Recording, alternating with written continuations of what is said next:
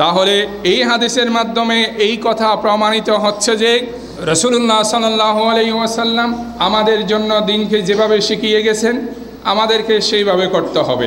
অতি মুত্তাকি ফরহেজগার প্রমাণিত করার জন্য বা প্রতিষ্ঠিত করার জন্য রাসূলুল্লাহ সাল্লাল্লাহু আলাইহি ওয়াসাল্লাম যা করেন নাই সেই কাজ আমরা করতে পারবো না, এবং তিনি যা করেছেন সেটাকে অলসতাবশত আমরা ছেড়ে দিতে পারবো না।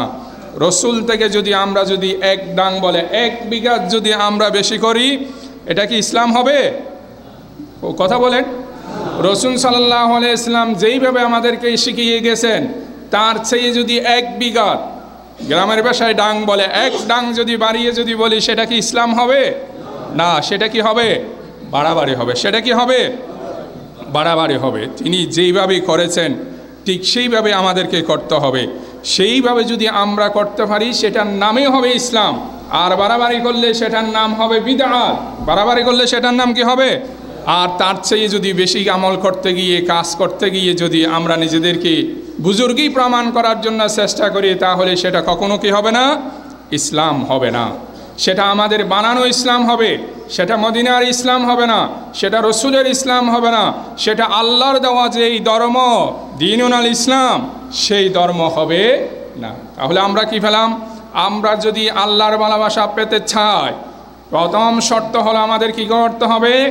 রাসূল সাল্লাল্লাহু আলাইহি ওয়াসাল্লামের কি করতে হবে? কথা বলেন। ভালোবাসতেও হবে, অনুসরণও করতে হবে। দ্বিতীয় নাম্বার, আল্লাহ তাআলা আমাদেরকে ভালোবাসবেন কিনা বা আল্লাহ আমাদেরকে ভালোবাসেন কিনা, এটা আমরা কিভাবে বুঝতে পারবো?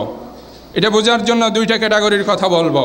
আমাদেরকে চিন্তা করতে হবে, আমরা দৈনন্দিন জীবনে যে কাজকর্মগুলো করে থাকি, আমাদের যেই কর্মব্যস্ততা রয়েছে সেই কাজের ব্যস্ততা আমাদেরকে কেমন, যেই কাজের সাথে আমরা দৈনন্দিন জীবনের সম্পর্ক আমাদের সাথে রয়েছে সেই কাজটা কি ভালো কাজ, সেই কাজগুলো কি হালাল কাজ, সেই কাজগুলো কি হারাম কাজ, এই বিষয়গুলো আমাদেরকে কি করতে হবে?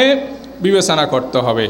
যদি আমার সাথে যাদের সাথে নিত্যনৈমিত্তিক উঠা বসা রয়েছে, এই মানুষগুলো কি ভালো মানুষ নাকি এই মানুষগুলো খারাপ মানুষ? আমার ফ্রেন্ড সার্কেল যারা রয়েছে এই মানুষগুলো কি ভালো মানুষ, এই মানুষগুলো কি খারাপ মানুষ? যদি আমার এই কাজগুলো দৈনন্দিন জীবনের যেই কাজ, যেই মানুষের সাথে উঠা বসা লেনদেন আছে, যেই মানুষগুলোর সাথে সম্পর্ক আছে, এই মানুষগুলো যদি আল্লাহওয়ালা হয়, এই মানুষগুলো যদি ভালো মানুষ হয়, সমাজের মধ্যে বিশ্বস্ত মানুষ হয়, এই মানুষগুলো যদি দুর্নীতি না করে, এই মানুষগুলো যদি অপরাধ না করে, এই মানুষগুলো যদি দর্শন না করে, এই মানুষগুলো যদি খুন খারাপি রাহাজানি না করে, এই মানুষগুলো সমাজের মধ্যে হলো ভালো মানুষ হিসেবে পরিচিত, সেই মানুষের সাথে যদি আমার সম্পর্ক থাকে, তাহলে মনে করতে হবে আল্লাহ তাআলা আমাকে কি করেন? ভালোবাসেন। কারণ আল্লাহ কাদের সাথে থাকেন? আল্লাহ মুত্তাকিনদের সাথে থাকেন, আল্লাহ ভালো মানুষদের সাথে থাকেন। সুতরাং আমার সম্পর্ক যদি ভালো মানুষের সাথে থাকে, তো কোন ভালো মানুষ? যে ভালো মানুষগুলোকে আল্লাহ কি করেন? পছন্দ করেন, ভালোবাসে। সুতরাং আমাকেও আল্লাহ তাআলা কি করবেন? ভালোবাসবেন। এখন আমরা নিজেরাই একটু চিন্তা করে দেখি, আমার যেই দিনটা যাচ্ছে, আমার যে হায়াতটা যাচ্ছে, এই দিন এবং হায়াতের মধ্যে আমার সাথে কাদের সাথে সম্পর্ক বেশি থাকে, সেই বিষয়গুলো যদি আমরা অ্যানালাইসিস করতে পারি, তাহলে বুঝতে পারবো আল্লাহ আমাদেরকে ভালোবাসে কিনা। আর যদি আমার দিনটা যদি খারাপ মানুষের সাথে যায়, আমার বন্ধু সার্কেল, ফ্রেন্ড সার্কেল যারা আছে তারা যদি খারাপ হয়ে থাকে, তাহলে ভালো মানুষকে আল্লাহ পছন্দ করেন আর খারাপ মানুষকে আল্লাহ তাআলা পছন্দ করেন না। তাহলে আমার বন্ধু যদি খারাপ হয়, আমার দৈনন্দিন জীবনের কাজকর্ম যদি হারাম হয়, সবগুলো ব্যবসা বাণিজ্য করি মিথ্যার মাধ্যমে হয়, 1 নম্বর পণ্যের সাথে 2 নম্বর পণ্য যদি সংমিশ্রণ ঘটিয়ে যদি বিক্রয় করি, এইভাবে যদি হয়ে থাকে, ব্যবসা বাণিজ্য, চাকরি বলেন, যা কিছু আছে সব কিছুতে আমি যদি অন্যায় কাজ করে থাকি, নিষিদ্ধ কাজ করে থাকি, তাহলে বুঝতে হবে আল্লাহ তাআলা আমাকে ভালোবাসেন না। দ্বিতীয় নম্বর আরেকটা বিষয়, এই পৃথিবীতে যে সমস্ত ভালো মানুষগুলো আছে, আল্লাহ আপনাকে ভালোবাসে কিনা? দ্বিতীয় নম্বর পয়েন্টের কথা বলতেছি। পৃথিবীতে যারা ভালো মানুষ আছে, এই পৃথিবীর ভালো মানুষগুলো আপনাকে ভালোবাসে কিনা, আপনাকে আমাকে ভালোবাসে কিনা? সমস্ত মানুষ ভালোবাসবে কথা নাই, দেখা যায় নেতা যদি জালেমা হয়ে থাকে, তার কর্মীরা তাকে পছন্দ করে, ভালোবাসে, ভালোবাসে না? এই জন্য আমি বলেছি এখানে কি পৃথিবীর ভালো মানুষ, কর্মীর কথা বলি নাই, এগুলো অন্ধ অনুকরণ করে।